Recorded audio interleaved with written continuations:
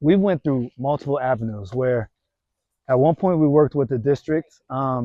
Say we cleaned it up and they were supposed to come pick it up. They would leave tires, they would leave some of it. They would say it's too far onto the lot and it needs to be on the street. Challenges, I'm just gonna say. So then I'm like, I'm not calling them no more. Then we work with waste management, solid waste. They started leaving a dumpster for us for the week. That lasted 2 weeks. They said other organizations want it. I'm like, okay, that's fine.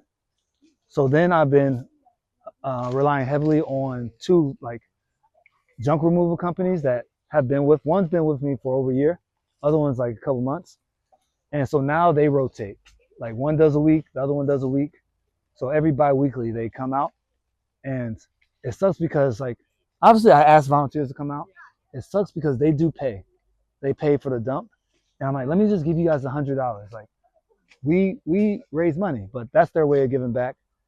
And I get into the tough part is like they're busy. I'm taking their time out for making money.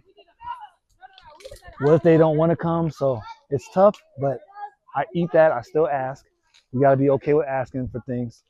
And yeah, so they've been doing that consistently. But I am going to, like, we got that truck. I don't know if you've seen. Hey, do you mind if we close the door as well?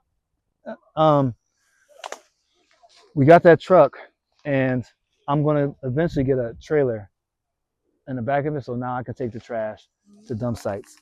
And then start making money that way, like picking up trash in the community, doing it the right way, and not like profiting too crazy. Because something I used to say before we've been getting a lot of donations is I used to be proud of it, like because no one could say I have ulterior motives, but I've been funding most of the project out of my pocket since 3 months ago. So $300-400 a month just to get a U-Haul, equipment, etc. And I'm thankful the donations came, but like never wanted someone to think like, oh, what's his motive or whatever.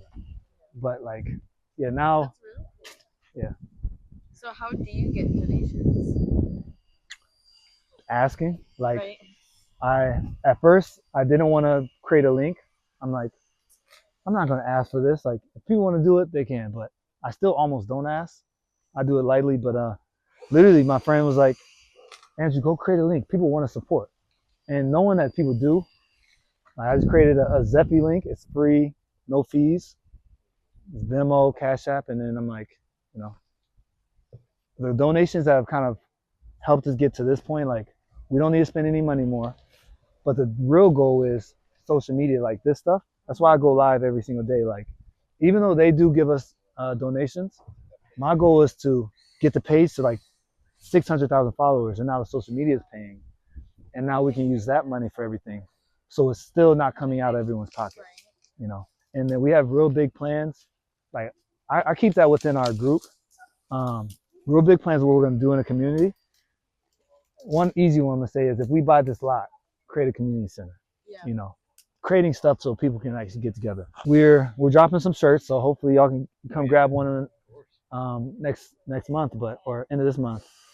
But the slogan we kind of coined now is nobody's coming to save us.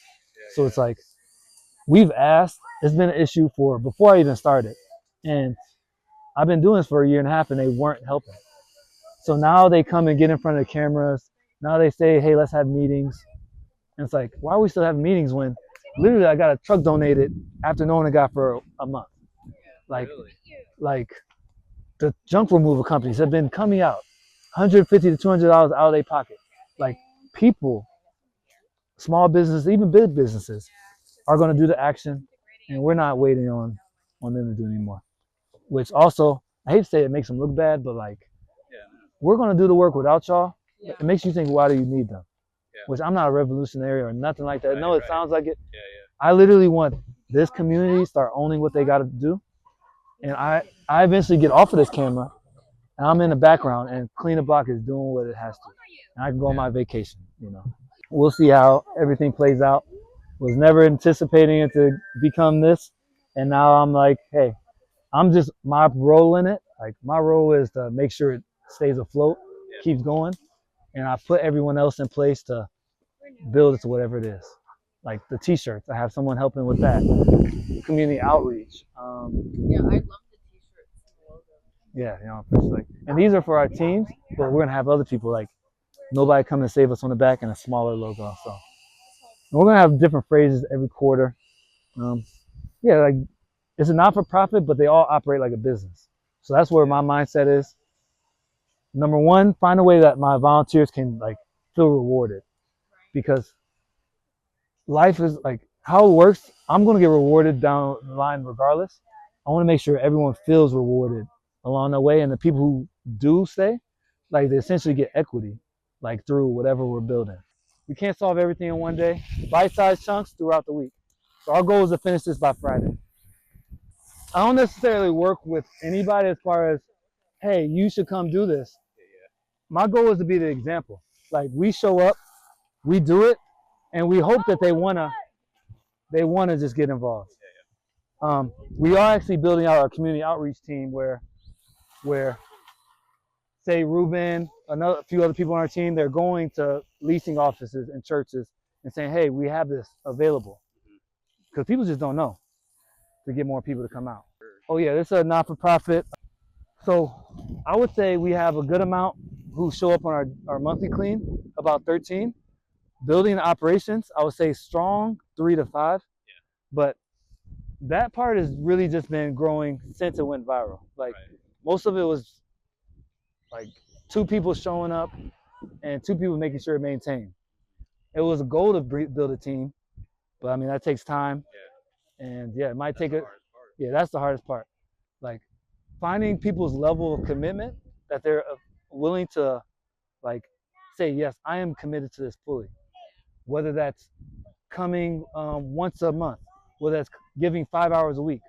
I just ask people to give that. Say, oh, you're gonna do that? Okay, and that's what I expect.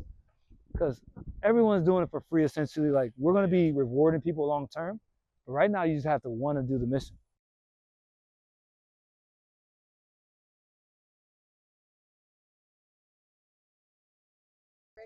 Wait, hold on. Avery, you go first. No. I'm not going first. What do we say? I'm gonna ask you first. My name's Avery. Hi. How does it make you feel when you see trash on the ground? Gross. It makes me feel sad because kids don't want to play on the playground when they have all of this trash laying on the ground. I feel disgusted. Good. Try not to talk at the same time. Okay. Why do you think people throw trash on the ground instead of putting it in the trash can? I think people do that because people don't care about the planet. Same. Hey. Copy. Copycat. What do you think happens to the trash if no one picks it up? It hurts the earth and themselves. Say squirrels might eat it. Squirrels might eat it, and it might float in. Sometimes it might blow into the ocean. How would you feel if your favorite place was covered in trash? Disgusted. Why? Because. And try to repeat a little what I say because I'm not going to use my voice. If the park is covered in trash, I'm not going to want to play it. Yeah, I would feel sad. Why? Because then I wouldn't want to play in it because other kids, and sometimes it hurts animals. Like my dog. Who do you think should be responsible for cleaning up trash? I think everybody. I think the people that throw the trash on the ground should pick it back up. Hi. If you made a rule about trash and littering, what would it be? I think the rule would be you can't litter because it could hurt animals and yourself. Because I read an article once about people littering, and people they were thinking about making people wear vests that said "I'm a litter bug" to make it like embarrassing, so that way that they wouldn't litter, and some people would be sent to jail. Did Did you know that littering is illegal? Yes. I've known that my whole life. Did you know that? People can get a ticket, like if they're driving too fast. Same thing if you litter. Yeah, I've seen it in a show before. I think it was. I think it was. I've seen it in a show before. I think it was Victorious. People litter. I saw someone litter, and then they got a ticket, and then some guy picked it up and threw it on the ground, and then the same guy got a ticket. And the police was very mad. I think it was a YouTube video. My rule would be, I'm a ballerina. Would be illegal to throw trash and other items that are used. Like if someone littered, what would be their punishment if it was up to you? Arrested in jail. Can you say that? Get in. My rule would be if someone littered, they would get arrested. My rule would be if someone littered, they would be arrested.